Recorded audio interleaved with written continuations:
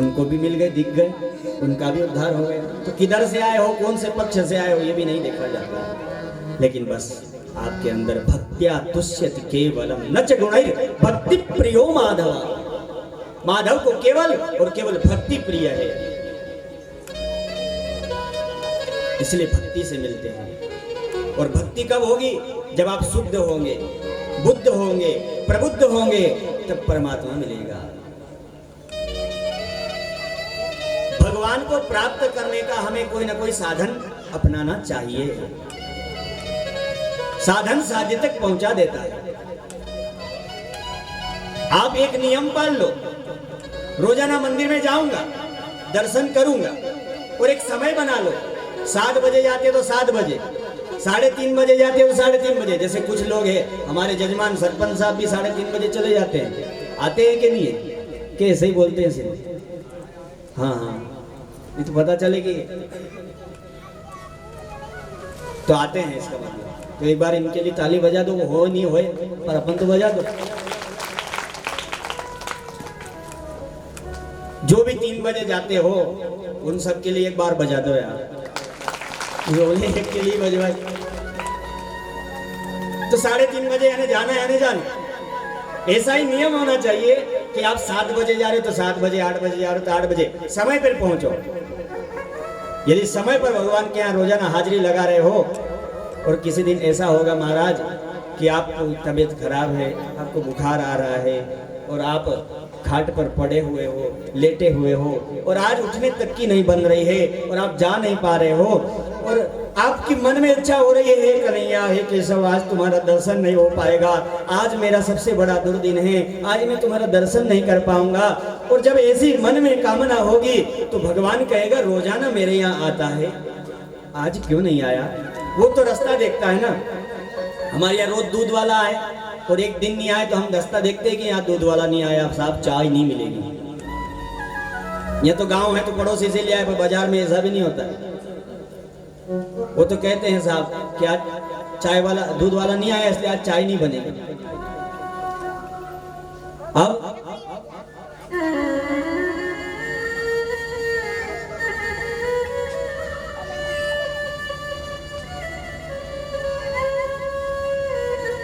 तो महाराज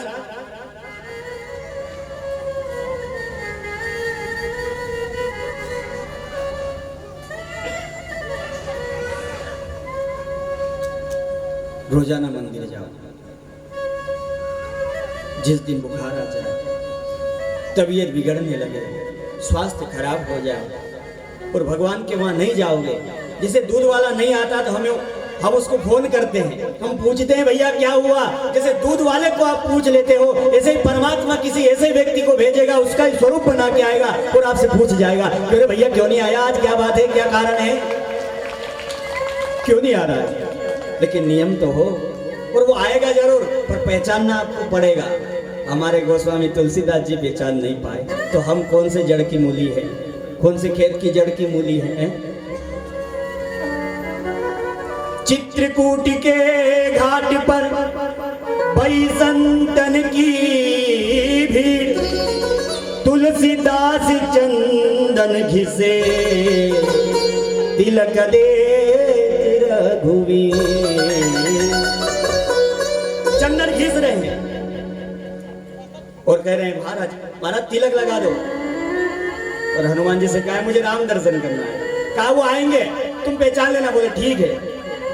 एक बार आए घोड़े पर बैठ के तो पहचान नहीं पाए, पर देख के मोहित जरूर हो। दूसरी बार आए चंदन लगवा रहे हैं, अरे भक्तराज चंदन लगा दो।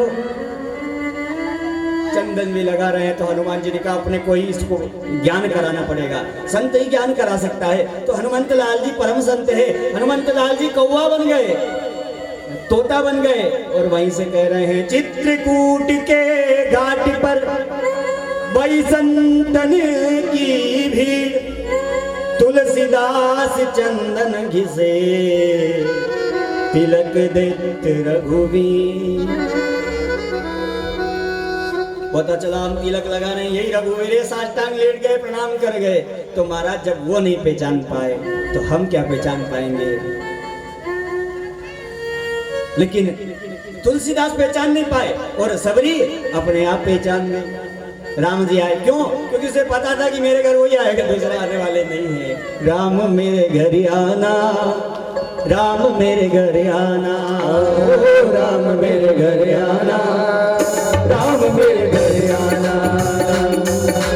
चित्रकूट के घाट घाट पर, चित्रकूट के घाट घाट पर मिलनी जो वे बात, राम मेरे घर आना, राम मेरे घर आना, राम मेरे घर आना, राम मेरे घर आना।